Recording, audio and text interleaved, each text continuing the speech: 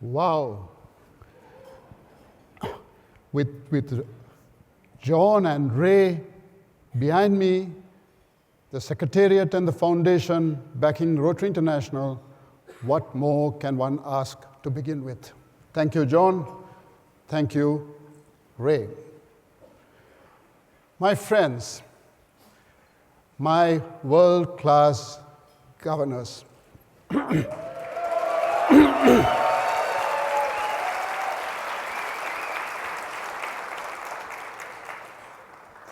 it's not only a joy, but perhaps the most significant moment of my life to be with you here this evening as we prepare together to take on the leadership of our great organization.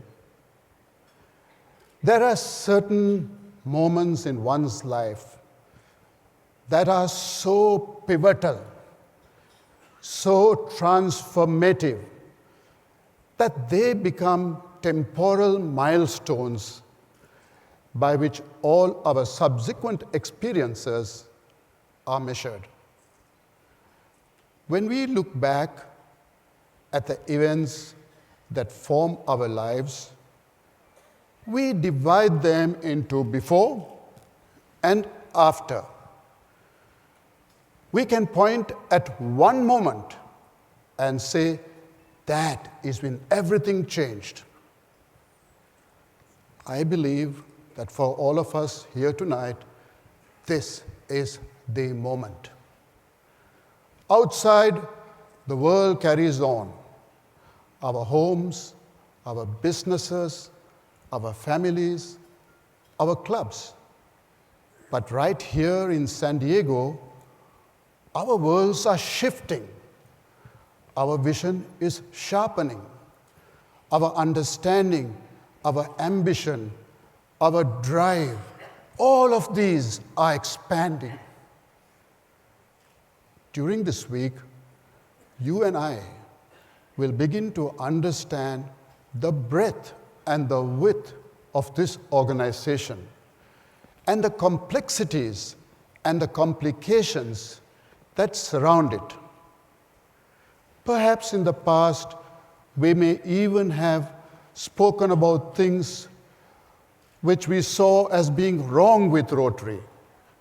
Now, we have both the privilege and the awesome responsibility of trying to make these things right. Yet, as our horizons stretch out before us, we know that they are not without limit. For we have but 1 year to lead, 366 days and 1 leap second extra. Each one of them is numbered, without price, and never to return. When we know that our time is limited, it becomes so much more precious. The drive to achieve, to create, leave behind something that says, I was here, I mattered, it becomes so much stronger. And that is why so many see their year in Rotary office as a chance of a lifetime to make their mark. But what I say to you is, if you really want to make a difference, then use your year, not so much to make your mark on Rotary, but to bring the work of Rotary forward, to make its mark on the world. We are all mortal. Our time on this earth is finite. And yet we forget. We spend our days, as the poet Ravindran Tagore wrote, in stringing and unstringing our guitars, while the song we came to sing remains unsung. What will it take for us to see every hour, every day, every year that we have been given as a gift, one that is precious, one that is fleeting, and one that is irreplaceable?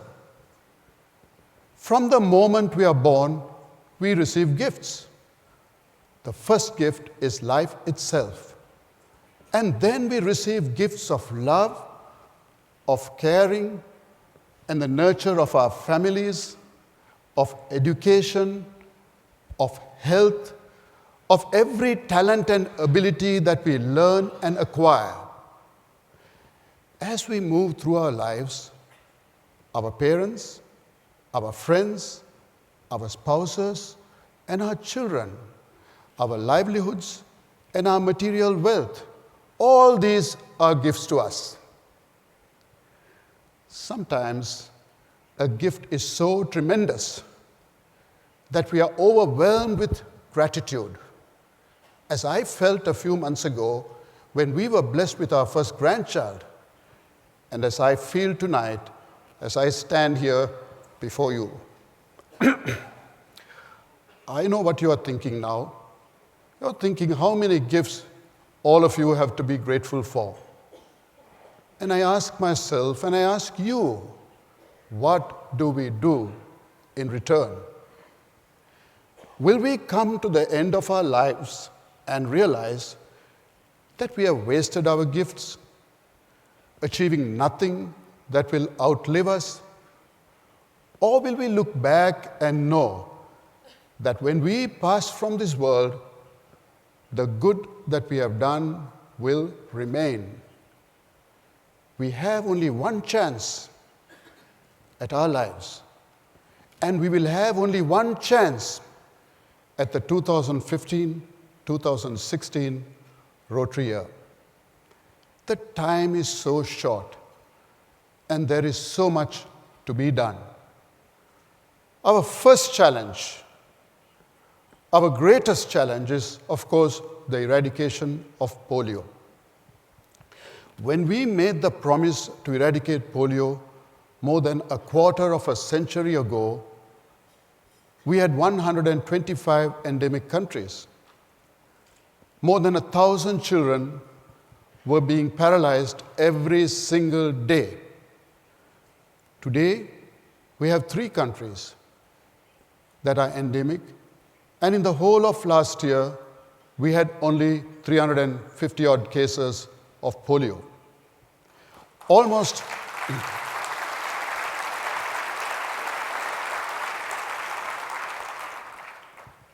all of them were in one country, Pakistan.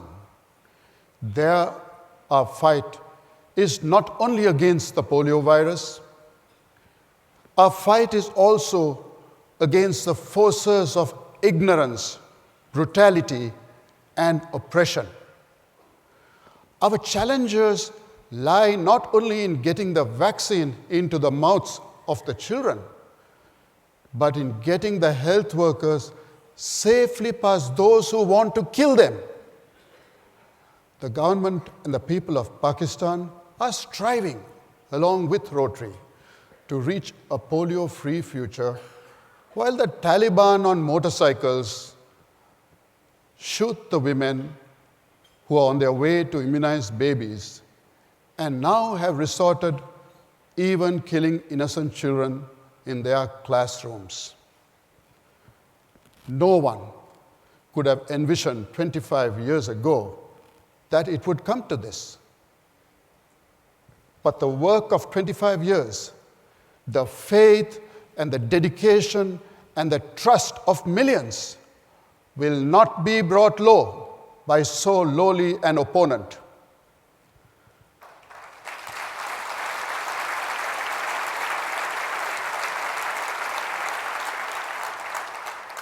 We will battle on. We will prevail. Because a future without polio is a gift that we have promised to the children of the world. And indeed, it is a gift that we will give.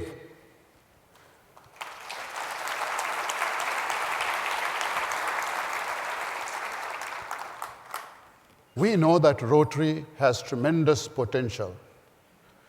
But we also know that in so many clubs and districts, the reality of Rotary is not the way it ought to be. I believe that we have to find a way to bring back the fundamentals that built this organization. The emphasis on high ethical standards in all aspects of our lives, and the classification system that encourages a diversity of expertise in each club. Too often, these ideas are viewed as little more than inconvenient obstacles to increasing our membership rolls. But they have been essential to Rotary's success, and we ignore them at our own peril. When you have a club formed of people whose honesty is unimpeachable and whose breadth of expertise allows them to do anything they set their mind to, then you have the club, which is truly a gift. But we are all too aware that we cannot talk about Rotary today the way we did a century ago and still expect it to grow. We live in a new reality now. The new focus on branding is indeed necessary. We need to reposition our image, which we recognize has faded in many parts of the world. And sometimes there is a disconnect between how we as leaders see Rotary and how the Rotarians in our clubs see it. We want to raise more money for our foundation, to do even more good. But we know that if we ask too insistently or for too much, we will drive away members. We want to attract younger members, but we do not want to alienate the older members who now form our backbone, or lose sight of the recently retired who still have so much to give us.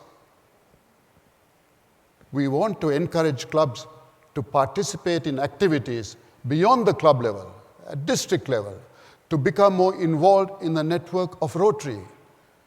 But we do not want membership to become a burden that demands too much in the way of time and resources.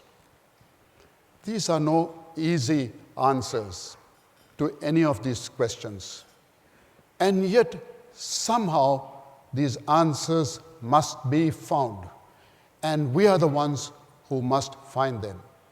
You are the eyes and ears of the Rotary world. You know what your clubs need and what they have to offer. You are the ones who can bring together what Rotary is and what it could be, and help us to chart a course forward together. I will ask all of you to give a great deal in the days and months ahead. I will ask you to give your faith. I will ask you to give your dedication. I will ask you to give your commitment and your compassion. I will ask you for all of these gifts, and I will ask you for more, even more than that. For I will ask you not merely to give these gifts, but to be a gift yourself. We in Rotary aspire to great deeds. We look up to and admire the towering figures of history. They gave us such great gifts to humanity. Abraham Lincoln, who gave the gift of human dignity to so many. Mother Teresa, who gave the gift of compassion to the forgotten. Mahatma Gandhi, who gave the gift of peaceful change to the oppressed. All of them gave their lives to others, and their very lives became a gift to the world. we know that we are not like them, and we do not aspire to live the lives that they led. But we can be inspired by their example. We can be inspired to say, how can I, in the life that I live, without neglecting the responsibilities that are so dear to me, how can I too become a gift to the world? We can and we will. For my friends, this will be the challenge that we will embrace together. It will be what I ask of you. It will be the theme that will guide us. Be a gift to the world.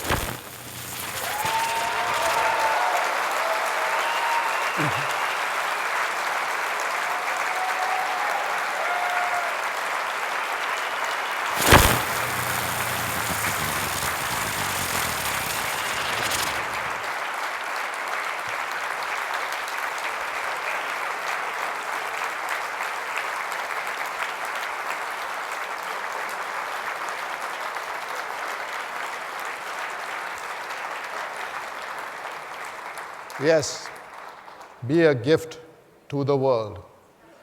In Rotary, we give of our resources, but more importantly, we give of ourselves, because there is such a difference between a handout and an outstretched hand, especially when that outstretched hand is warmed by a caring heart.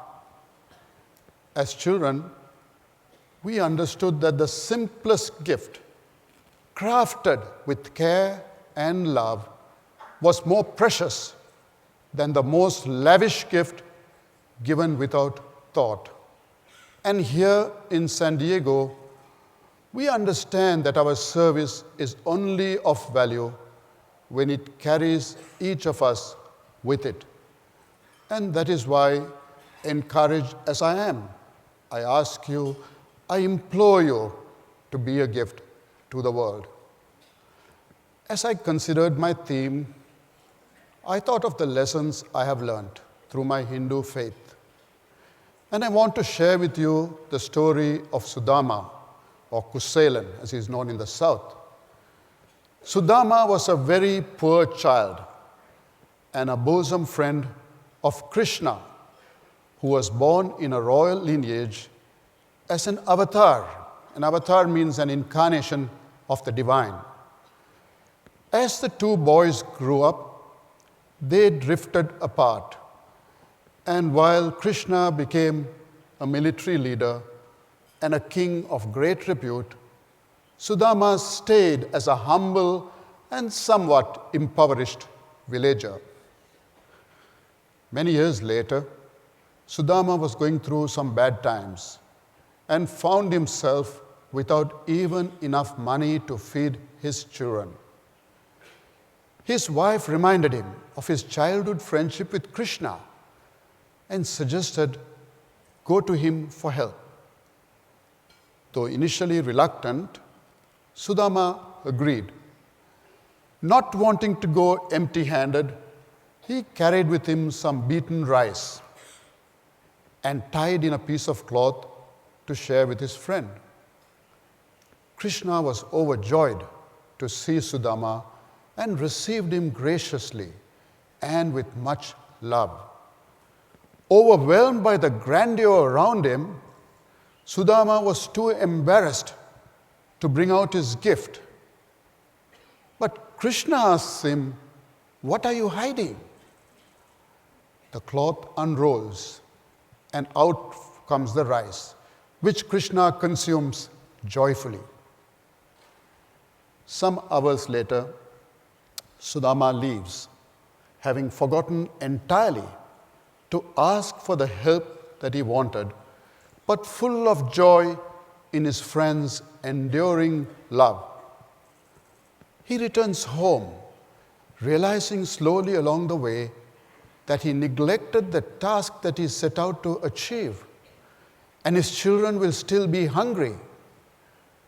But in this he is wrong, for when he stands finally before the house he left or the hut he left.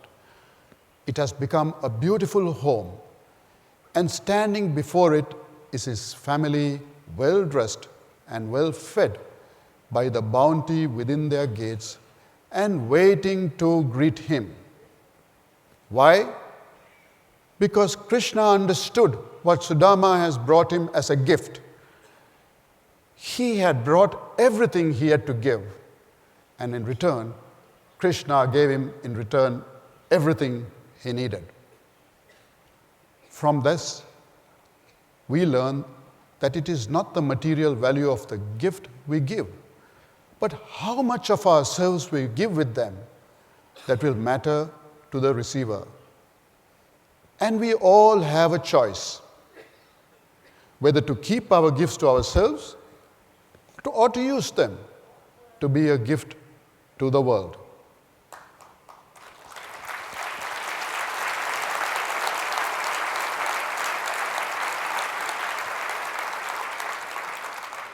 And I say to you, use your gifts. Use them thoughtfully. Use them wisely. Use them generously. Use them so that the girls who now sit at home will walk proudly next year to school. Use them so that the fields that are now barren for want of irrigation will grow next spring, green with agriculture. Use them to break the cycle of poverty, lift up the destitute, and give the gift of hope to all those who live in the margins of society.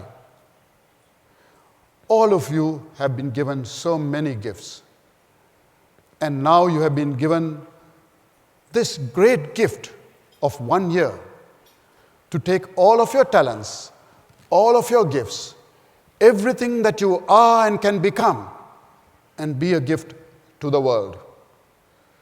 You have 1 year to take that potential and turn it into reality. You have 1 year to lead the clubs of your district and transform the lives of others.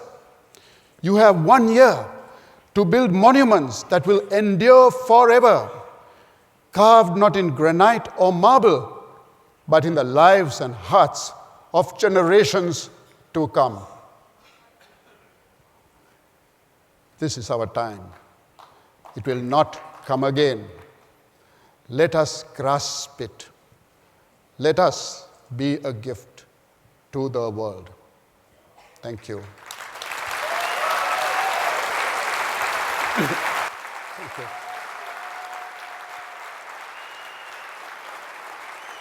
Thank you.